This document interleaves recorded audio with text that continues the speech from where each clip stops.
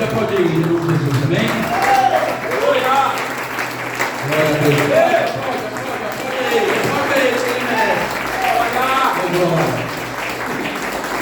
Alô, do povo de Deus, na paz do Senhor Jesus. Amém. Pode tomar o seu assento em nome de Jesus. Abra comigo, gentileza, no livro de Neemias, no seu capítulo 4. E quando a diaconisa Sandra orava, nas suas orações ela falava assim: Senhor, se for palavra de bênção, amém. Se for palavra de correção, amém. Amém, igreja? Amém. Então tá bom, então. Amém? Porque o Pai que ama ele, o Pai que ama ele, vixe, glória a Deus. Livro de Neemias, capítulo 4. Vamos ler somente o verso 18. Livro de Neemias, capítulo 4, somente o verso 18. Todos encontraram? Amém. Vamos ler em nome de Jesus. Amém? Diz assim: e os edificadores ou trabalhadores, cada um trazia sua espada cingida nos lombos ou na cintura, e edificava, e o que tocava trombeta estava junto comigo. Mais uma vez. E os edificadores, cada um trazia sua espada cingida aos lombos, e edificava, e tocava a trombeta estava junto comigo. Amém? Uma palavra bastante conhecida do povo de Deus sobre Neemias, acerca da reconstrução dos muros de Jerusalém. E antes de eu entrar na palavra, enquanto eu estava aqui aguardando a ser chamado, Deus mostrava que Neemias, ele não precisava de edificar um muro em sua volta. Neemias estava no conforto, Neemias estava no palácio do rei, mas alguém precisava da força de Neemias. E assim tem que ser na minha e na sua vida. Talvez você esteja em um lugar de conforto, o seu muro já está edificado, talvez você mora numa fortaleza, não precisa de nada, mas temos que nessa noite para falar contigo, que pode ser que você não precisa, mas alguém que mora perto de você, alguém que você conhece, precisa da sua ajuda. E Neemias foi esse homem levantado por Deus. Só que aqui no seu verso 18, do capítulo 4, é praticamente o final da história. A história começa a partir do seu capítulo 1. Neemias, ele ora por Jerusalém. Neemias, ele ora quando ele estava na cidade de Suzã. Veio um dos seus irmãos, o povo daquela cidade, e ele conversou com aquelas pessoas e perguntou se alguém lá em Jerusalém, alguém tinha sobrevivido, como estava a situação daquele povo. E a notícia não foi nada boa. A notícia não foi nada agradável aos olhos, ao coração, ao ouvido da alma de Neemias. A notícia que ele ouviu foi destruição, que os muros estavam derrubados, que as portas estavam queimadas. E naquele exato momento Neemias ficou triste, cabisbaixo. Por quê? Porque aquele povo era o seu povo. Aquele povo era quem sabia que era parte do povo de Deus. Só que Neemias, ele não participou dessa destruição. Neemias estava no conforto do palácio do rei. E aqui eu me vejo, até comentei com o pastor Inácio, eu tenho um tempo oportuno, porque eu estou em casa, desempregado. Eu tenho um tempo, um privilégio de poder meditar na palavra de Deus. Eu tenho um tempo de orar, eu tenho um tempo de buscar. Mas quantos tem tempo e não usa esse tempo para adorar o Senhor? Ei, Deus está falando, se você tem tempo, edifica um muro sobre a sua volta. Porque esse povo aqui, além de não ter tempo, não tinha condições de poder edificar um muro. Observe que Neemias não precisava, mas alguém precisava. E era exatamente o seu povo. E o texto diz que ele vai orar, ele chora, ele fica triste, ele começa a jejuar, orar ao Senhor, pedindo estratégia, pedindo resposta do que ele poderia fazer pelo seu povo. Quantos que estão longe de nós fisicamente? E às vezes você fala, Senhor, se eu pudesse pelo menos visitar o irmão A, o irmão B, se eu pudesse pelo menos pegar uma viagem de avião. Ei, não é distância, mas é sim a sua oração que ela alcança aqueles que necessitam. Glória a Deus. Só que Neemias, ele fica triste em saber que o seu povo estava passando necessidade. Não só no âmbito material, mas também espiritual. Porque o povo tinha deixado de adorar e de buscar a Deus.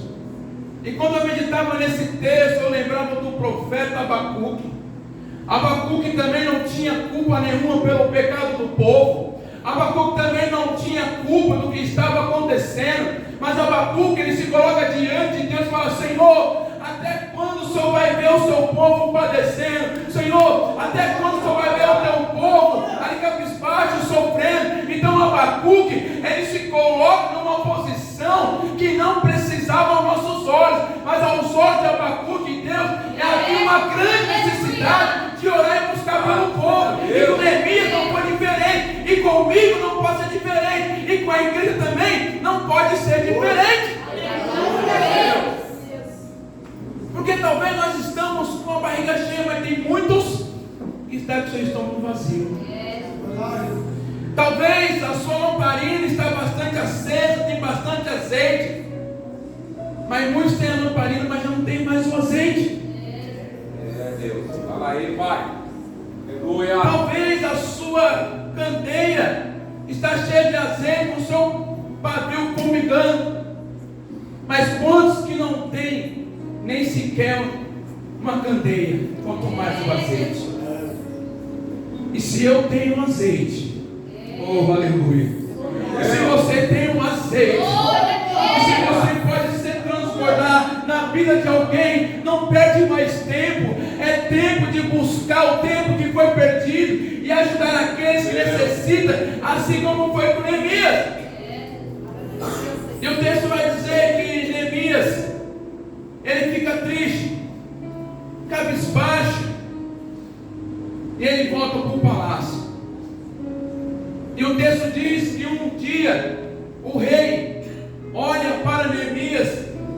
Talvez Neemias estava ali nos seus afazeres, como ele sempre fez, provando o vinho para ver se não tinha veneno, provando a comida para ver se não tinha veneno, porque ele era o copeiro do rei. Neemias já vivia numa situação perigosa para ele mesmo. Ou seja, Neemias era uma profissão perigo para si mesmo. Porque se o vinho tivesse envenenado, quem morria? Ele ou o rei?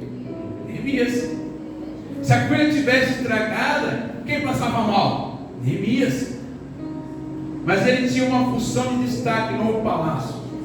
Ele corria risco sim, pastor Inácio, mas ele estava dentro do palácio, diante da presença do rei. Ei, você não entendeu? Você pode correr risco sim, mas você está dentro do palácio, diante da presença do rei. Os discípulos não foram poupados de sofrer, de ficar sozinho, abandonado, mas eles estavam onde? Diante da presença do rei. E esse povo não tinha ninguém por eles. Então o rei olha para Neemias e fala: Neemias, o que está acontecendo contigo? Por que está triste o teu coração? Porque a tua alma está amargurada. E o texto diz que Neemias ficou tremo, pavoroso, ficou ali preocupado, porque dependendo da resposta, a resposta poderia ser não. Mas o que me chama a minha atenção, que eu estudando e pesquisando, escute isso: quando acontece essa conversa diante do rei, Neemias já estava orando há 4 meses em favor do povo, pedindo uma estratégia, pedindo um aconselhamento espiritual. Senhor, como que eu vou conseguir recurso? Como que eu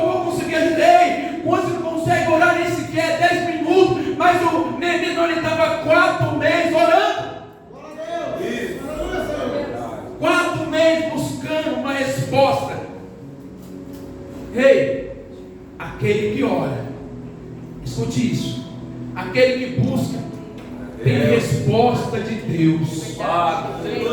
Aquele que entrega a sua vida verdadeiramente, fazer como Neemias, não era nem por ele, mas era em favor do teu povo, era em favor daquele povo que um dia tinha o seu nome nas escrituras, que um dia aquele povo iria morar na glória, mas estava corrompido, a cidade estava destruída. Mas imagina, se a cidade estava destruída, portão queimado, muro destruído, imagina o povo. Como assim, presbítero? A gente que sai para fazer obra social na rua, não é um cenário triste, caótico? Não é um cenário assim de partir a alma, o coração, sim ou não, igreja? Agora você imagina o estado emocional dessa pessoa. Agora você imagina o estado espiritual dessa pessoa, que já não tem o que comer, a não ser que alguém leva, já não tem o que se vestir, a não ser quem investe, já não tem o que beber, a não ser que dá de beber, já não tem aonde morar, não tem nenhum teto. Agora você imagina a estrutura dessas pessoas. Santo Deus, aleluia.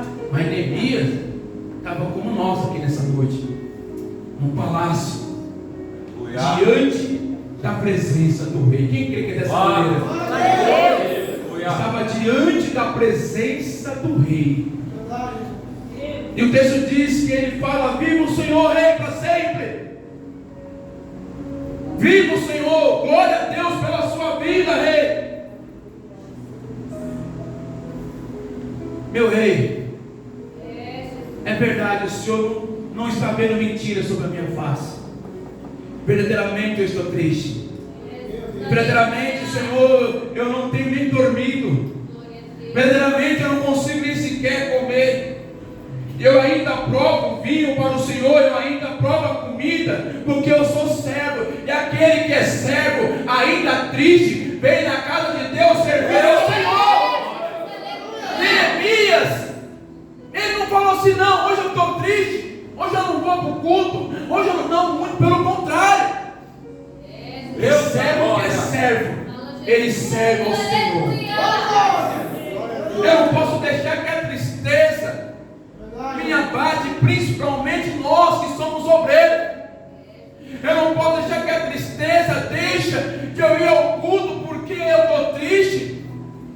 Mas se houver tristeza dentro do meu coração, se houver amargura na minha alma, ei, Ana estava com a amargura na sua alma, mas foi dentro do templo que Deus sarou a sua ferida.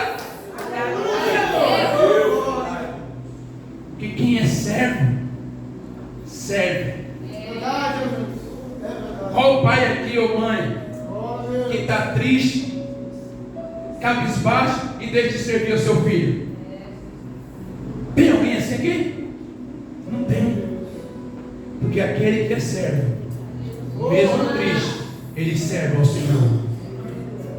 Só que tem uma coisa interessante, que assim como o rei observou que Neemias estava triste, Deus também percebe quando nós estamos tristes.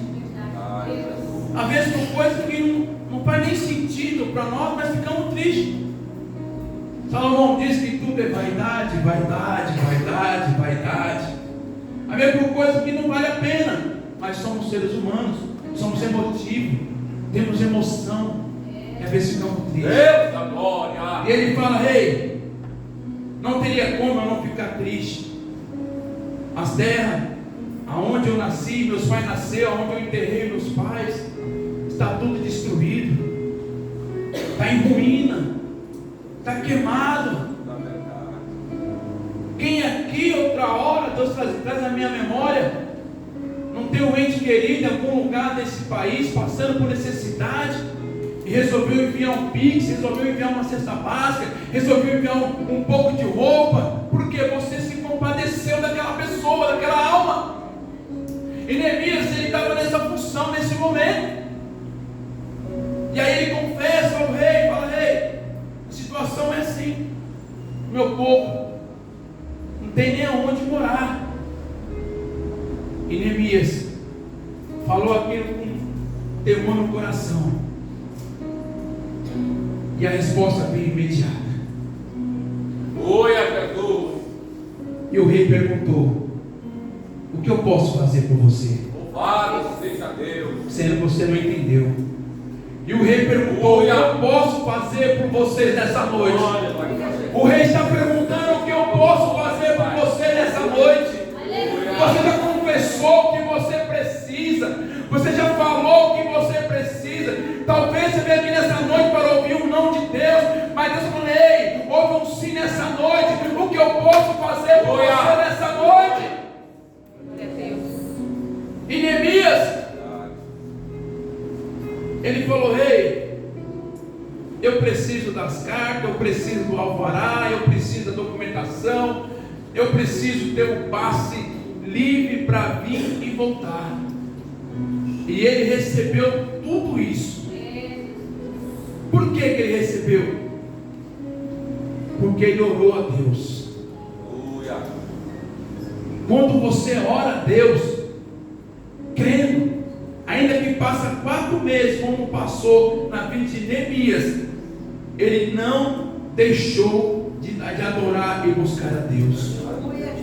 Ele ficou triste? Ficou, mas ele teve a resposta do rei: que queres que eu te faça? Sabe o que é interessante? Olha o que ele diz: tudo aquilo que ele precisou, o rei forneceu para ele, para reconstruir o muro. Neemias falou ao rei: o que eu pedi, a mão bondosa de Deus estava sobre mim. Glória a Deus. A mão bondosa de Deus está sobre o teu povo, sobre a tua igreja. Porque o nosso Deus, o amor dele é grande. O nosso Deus, ele tem misericórdia por nós. Mas é necessário a gente ter os olhos espirituais como de Neemias, para entender. E quando ele recebe o alvará, quando ele recebe as cartas, quando ele recebe a ajuda do rei, ele parte para fazer a obra, para edificar os muros. E é interessante que quando ele sai para fazer a obra, o texto diz no seu capítulo 2, Neemias, ele não conta para ninguém, vai fazer uma vistoria pela cidade. Ele sai na calada da noite. O texto diz que ele não avisa o sacerdote, não avisa os nobres, não avisa ninguém, e vai inspecionar como é que está as ruínas. E quando eu meditava nesse texto, Deus falou no meu coração para falar para a igreja: tem coisa que é só você e Deus. Às vezes você não edificou um muro na sua vida porque tem falado demais, tem contado demais. Ei, tem coisa que é somente você e Deus. Aleluia. E qual era o problema de Neemias contar para o sacerdote? Talvez na minha visão nenhuma, mas ele foi no silêncio. Por quê? Porque o nosso adversário, ele também não dorme, ele também não para. Mas presbítero, José, ele contou, é verdade, ele contou por uma permissão de Deus. Havia um propósito na vida de José. E observe que quando ele contou os sonhos, grande foi a peleja na vida dele. Às vezes tem coisas que você não conquistou ainda. É porque está falando para um, falando para outro, falando para ciclano, falando para Beltrano. E aí sabe quem vai aparecer aqui no texto? Sanbalate e Tobias. Alguém que não gosta de você só porque você, pelo que você é. Às vezes não é nem pelo que você tem, mas só pelo que você é. E o que você é nessa terra? Você é sal. Você é luz. Às vezes você fala assim: eu não entendo tanta perseguição, eu não entendo tanta perseguição, porque você é sal na terra. Mas precisava o quê? Edificar os muros. Tudo pronto, tudo preparado, material na mão, tudo ok. Mas agora é tempo Ó, arregaçar as mangas. Mão na obra. Glória a Deus. Pastor, ora por mim, tem problema? Não. Vai no monte por mim, não tem problema, mas tem coisas nas nossas vidas. A oração, ela é eficaz, sim ou não, igreja? Sim. Mas tem coisas que Deus quer que você se levante e tome uma atitude. Porque a oração, ela é uma ação. Se eu já recebi a oração, então vou me levantar e vou fazer uma ação em favor daquilo que eu preciso. Eu não posso toda a vida viver só em paz das orações e não se levantar e crer que eu também posso orar. Você é salvo.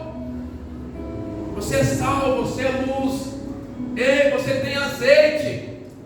Glória a Deus. É para isso. Então observe que era o tempo de trabalhar. E mesmo assim, apareceu quem? Os opositores. Aqueles que não acreditam.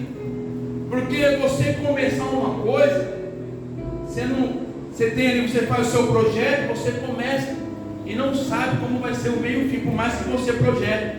Agora, reconstruir é muito mais difícil. Você vai gastar mais material para acabamento que você construir uma coisa nova.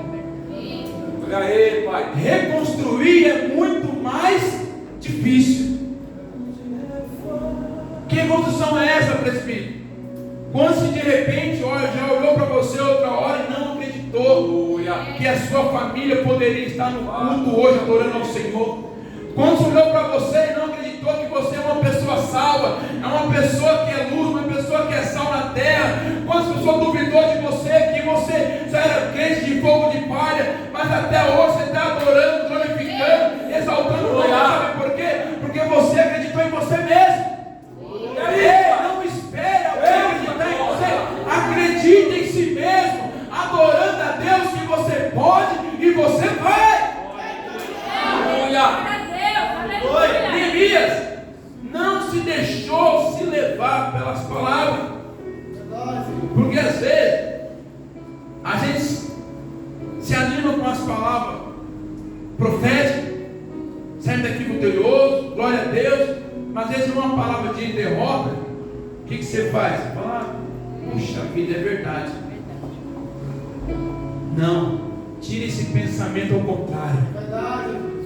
Aí, eu não sei o que você ouviu no dia de hoje, mas eu sei que a palavra que você está ouvindo, ela é eficaz para a sua vida e para aqueles que estão dentro da sua casa para edificar o muro.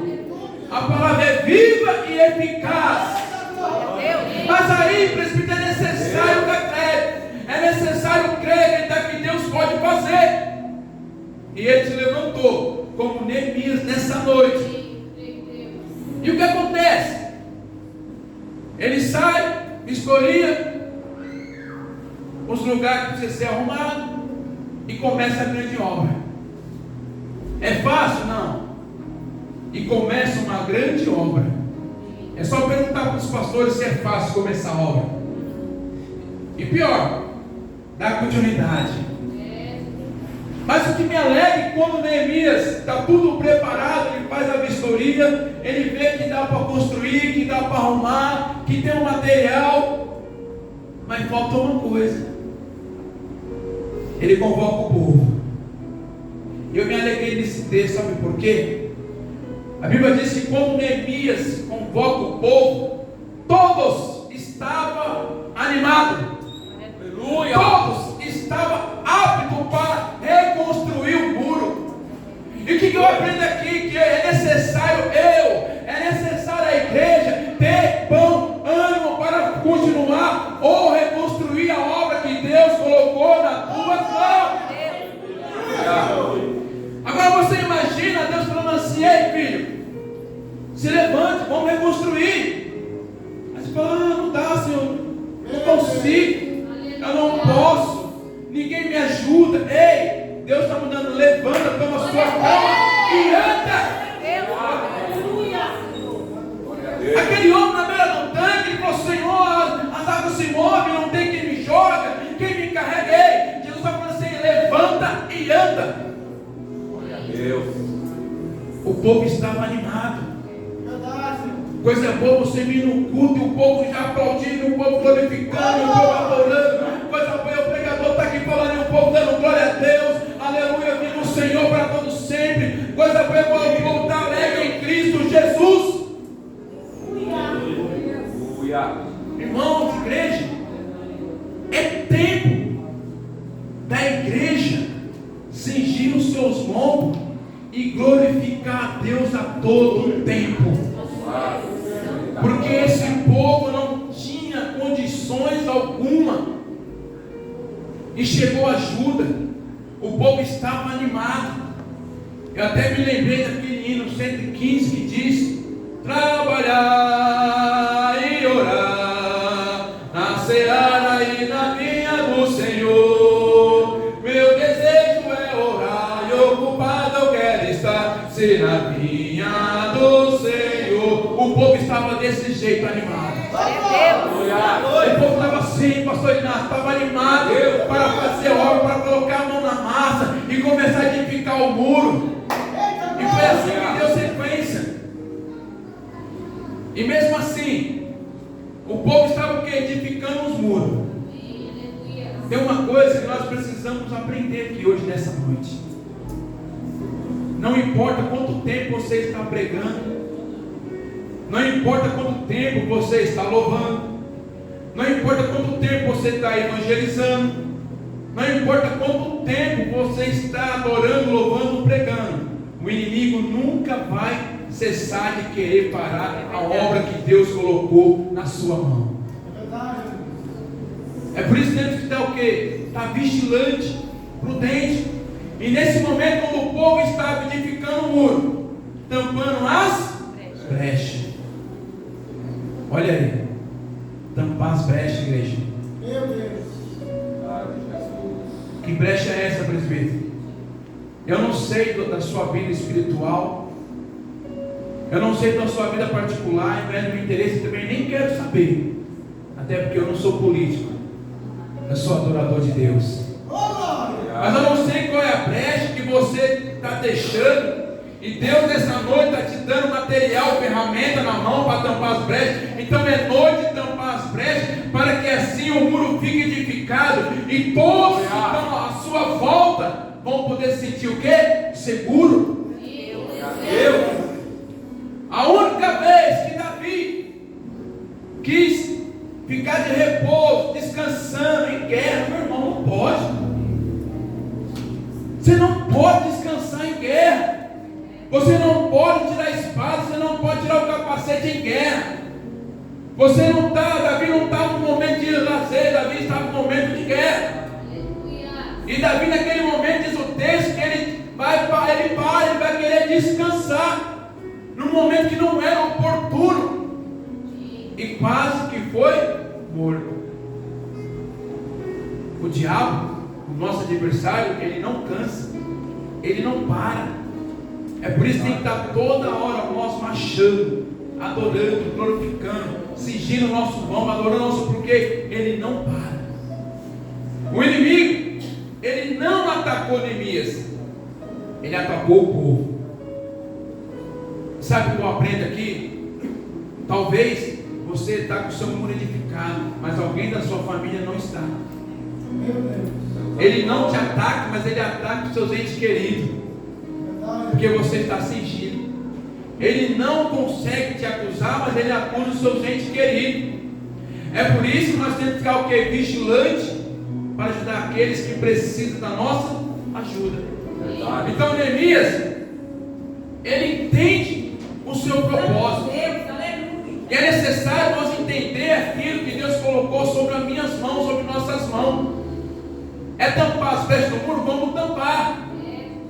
O texto diz que todo o povo ali começaram a tampar o muro. E aí vinha o adversário tentar colocar confusão, tentar parar a obra. E mais uma vez, Deus já disse para Neemias. Qual era?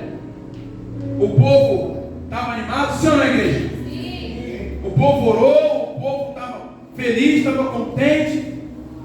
Aí Neemias falou assim: ó, agora é o seguinte, com uma mão a ferramenta e a outra a espada. Glória a Deus. Igreja, nós temos que lutar, igreja. Nós temos que entrar no campo de batalha e lutar, porque sabemos que é Deus que vai dar vitória para a sua vida. Você não pode simplesmente chegar e falar: não, para mim já deu, já não quero mais. Não, você tem que se levantar, porque Deus te deu uma obra na sua mão. Então é necessário estar o quê?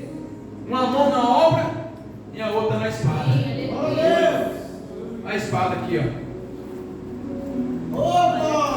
Deus. A espada é a Bíblia. Presbítero, eu não entendi ainda. Eu estou trabalhando, mas eu estou adorando ao Senhor. Eu estou dirigindo, mas eu estou com a paz de Deus dentro do meu coração. Eu estou fazendo visita, eu estou com a palavra dentro do meu coração. Aonde eu estiver, eu estou com a espada. Sabe por quê? Porque a qualquer momento o inimigo pode chegar de surpresa e eu estou preparado. E quando ele acha que eu não estou preparado, aí é que eu estou e a espada, ó, na goela dele. Deus. Verdade. Já imaginou um policial em serviço andar sem o seu equipamento? Não, vou fazer uma ronda ali, vou só conversar com os caras ali. Não, ele vai armado. Sim ou não, igreja? Porque ele não sabe, né? Ele sabe que pode ter um ataque de surpresa. Então ele está totalmente preparado psicologicamente. Então ele está preparado. Por quê? Porque nós não sabemos qual área que o adversário pode nos atingir. É por isso que nós temos que estar o quê? Preparado. Eu quero encerrar, a hora está se passando. O que nós aprendemos com Neemias? Primeiro, nem tudo você pode contar para as pessoas. Por quê? Mas não sabe o que o adversário tem tramado. Segundo, ora a Deus a todos os propósitos da sua vida. Tudo tem que ter oração. Terceiro, temos que ter ânimo. Quarto, fechar as brechas nas nossas áreas da nossa vida, seja ela financeira, conjugal, espiritual, familiar, amizade. Tem amizade que às vezes só leva a pessoa para baixo e não para cima, e aí você fecha as brechas. Aí, pai. Deus lindo, aleluia. Tem coisas que não é para você comprar e você compra. Fecha as brechas. Tem pessoas que não é para você andar com ela e você está andando. Fecha as brechas. Foi para isso que Deus nos trouxe aqui. Fecha as brechas para quê? Para edificar um muro.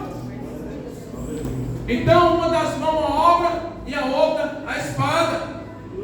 E a última, que é a mais importante, está lá em Hebreus, no seu capítulo 4, verso 12.